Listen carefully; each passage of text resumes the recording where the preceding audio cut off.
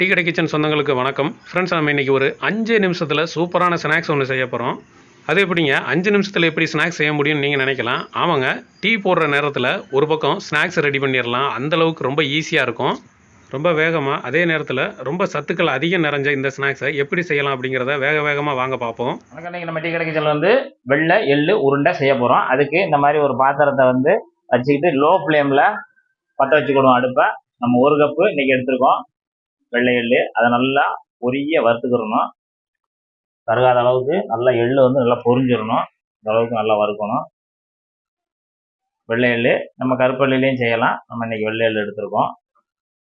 இது வந்து இந்த சின்ன குழந்தைகளுக்கு வந்து சாப்பிட்டா அந்த உடம்புல வந்து அந்த எண்ணெய் சத்து, எள்ளோட எண்ணெய் சத்து வந்து சேரும்போது அந்த எலும்புகளுக்கு இது நல்லா வலுவாக இருக்கும். அந்த இதுக்கு நல்லா பிள்ளைகளுக்கு சின்ன வயசுலேயே கொடுத்து பழகிட்டோம்னா நல்லா ஸ்ட்ராங்காக வருவாங்க.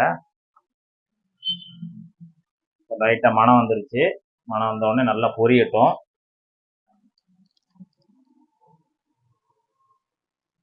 இப்போ நல்லா எள்ளு பொரிய ஆரம்பிச்சிச்சு. இந்த மாதிரி தட நல்லா பொரியும். எல்லா எள்ளும் நல்லா பொரிஞ்சிடணும். அதான் நமக்கு இந்த எள்ளு உருண்டை சாப்பிடும்போது நல்லா பொறுன்னு இனிப்போடு சாப்பிடும்போது அருமையாக இருக்கும். எள்ளு பூராமே நல்லா பொரிஞ்சிடணும். பொரிஞ்சாதான் நம்ம வந்து அந்த வெள்ளை பாகோடு சேர்த்து சாப்பிடும்போது நமக்கு நல்லா ஒரு அருமையான ஒரு பொறுன்னு எள்ளு உருண்டை கிடைக்கும். நல்லா பொரியட்டும். பார்த்தீங்கன்னா நல்லா இருந்தால் சடன்னு அப்படியே பொரியும். நல்லா கருகாத அளவுக்கு பொரிச்சு எடுத்துக்கிறணும். இப்போ எள்ளு நல்லா பொரிஞ்சிருச்சு. இதை நம்ம ஒரு பிளேட்டில் தட்டிடுவோம். இப்படி ஒரு பிளேட்டில் தட்டி கொஞ்சம் ஆறட்டும். இப்போ நம்ம அந்த எள்ளு உருண்டை செய்கிறதுக்கு 1 கப்பு எள்ளு எடுத்திருக்கோம். அதே 1 கப்பில் வெல்லம் நல்லா சுத்தமான வெல்லம். பார்த்தீங்கன்னா கல் மண் தூசி எதுவும் இருக்காதுன்னு அந்த மாதிரி எல்லாம் தான் வாங்கியிருக்கேன். அதேமாரி நீங்கள் வாங்கும்போதே கொஞ்சம் தெளிவாகவே வாங்கிருங்க. ஏன்னா நம்ம வடிகட்ட முடியாது. அதனால் அதில் சேர்த்துட்றேன். சேர்த்துட்டு இனிமேல் தான் அடுப்பு பற்ற வைக்க போகிறேன். அடுப்பு பற்ற வச்சிட்டோம். பற்ற வச்ச பிறகு லைட்டாக, அதாவது லோ ஃப்ளேம்லேயே இருக்கட்டும் அடுப்பு. ஏன்னா நம்ம வந்து சக்கரை கரையிறதுக்கு வந்து வெல்லம் கரையிறதுக்கு எதுவும் ஊற்றலை, தண்ணி எதுவும் ஊற்றலை. அதனால் லோ ஃப்ளேம்லேயே வச்சுக்கோங்க. ஒரு டேபிள் ஸ்பூன் அளவுக்கு நெய் அதில் சேர்த்துக்கோங்க. நல்லா அது அப்படியே மெல்ட் ஆகி நல்ல ஒரு பாகு பதத்துக்கு வரும் வெல்லம். அதாவது நல்லா லோ ஃப்ளேம்லேயே வச்சுக்கோங்க, ஹை ஃப்ளேமில் வேண்டாம். வெள்ளமெல்லாம் நான் நல்லா நைஸாக கத்திட்ட இழைச்சி வச்சுருக்கேன். அதனால் நமக்கு சட்டுன்னு கரைஞ்சிரும். இந்த நெய்யை போட்டு அது நல்லா ஒரு தண்ணி எதுவும் சேர்க்கக்கூடாது. தண்ணி சேர்க்காமலே அதை ஒரு பதமாக இந்த வெள்ளமெல்லாம் மெல்ட் ஆகிற அளவுக்கு நல்ல ஒரு குளன்னு வரும். இது ஏலக்காய் பொடி ஒரு 1/2 டீஸ்பூன் இந்த இடத்துல இதில் சேர்த்துருவோம். நல்லா மணமாக இருக்கும். அதையும் நல்லா எல்லாத்தையும் கலந்து விட்டு கட்டி இல்லாத அளவுக்கு கலந்து விட்டுறலாம். இந்த வெள்ளையெல்லாம் நல்லா கரைஞ்சிட்டு, வெள்ளம் இந்த அளவுக்கு கரைஞ்சாலே போதும். நம்ம அதுக்கு மேலாம் ரொம்ப இதெல்லாம் பாகுபோதும் அந்த மாதிரியெல்லாம் கிடையாது. வெள்ளம் வந்து இந்த மாதிரி சூடாகி நல்லா இந்த அளவுக்கு பாகா வந்தால் போதும். அடுப்பு மறுபடியும் சொல்கிறேன், ரொம்ப ஹை ஃப்ளேமில் இருக்கக்கூடாது, லோ ஃப்ளேம்லேயே தான் இருக்கணும். அவ்வளோதான், நமக்கு பாகு ரெடி ஆகிடுச்சு. ரெடியான பாகில் நம்ம வறுத்து வச்சுருக்கக்கூடிய வெள்ளை எள்ளை அதில் சேர்த்துடலாம். எல்லாத்தையுமே நல்லா உள்ளே சேர்த்துட்டு நல்லா கிளறி கொடுத்துடணும்.